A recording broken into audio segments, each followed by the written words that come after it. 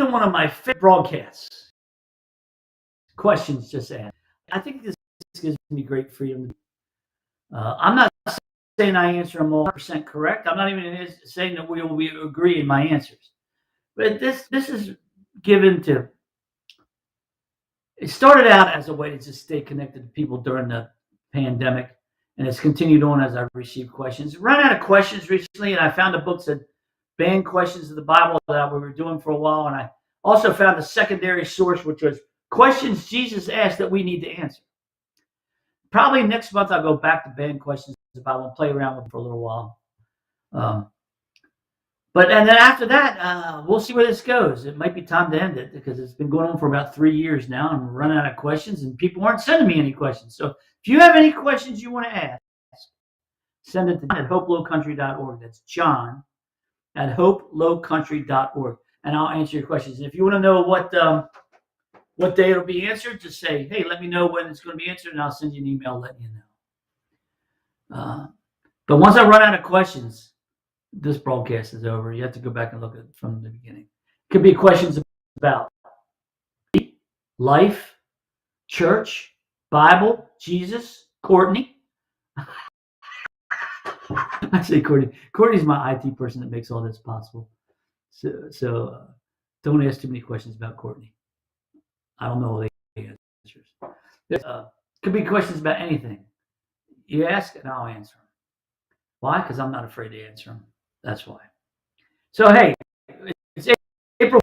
Here's the question, comes from Matthew 9:4. Why do you harbor evil thoughts? You know, that's a good question. Jesus asked them to answer that. He got no answer, by the way, on this. They didn't. He caught the Pharisees in their thoughts. Evil thoughts happen because of the fall. You know, man was made to live in constant union with Jesus Christ. And then when we fell from grace, when Adam sinned and Eve sinned, it broke that union. And the sin nature has been passed down generation to generation. You don't have to teach a child to sin, do you? They just know it automatically. So why do we harbor evil thoughts? Why do we let them stay with us? Because it's about self-promotion. It's our own ego. That's why. And our own ego is fallen. That's why we harbor evil thoughts. And it's not just do you have evil thoughts, it's harboring them, holding on to them, giving them a chance to bloom into evil deeds. That's what that means. Harbor means finding safe harbor. Find it in your mind. And we have to be careful. We have to be careful that we don't give the evil one a toehold, as said in the book of James. Don't give him a toe. Why? Because he'll take it all. You don't want to harbor evil thoughts. It's going to give birth to evil. That's why. So that's why do we do it? Because we want to have shameless self-promotion. That's why.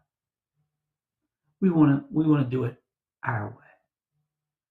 That's the curse of man. And the only way to not have that curse is to give it to Jesus. Ask him to forgive us of our sins and to lead us into life eternal. Lead us in the way everlasting. To lead us not into temptation, but deliver us from evil.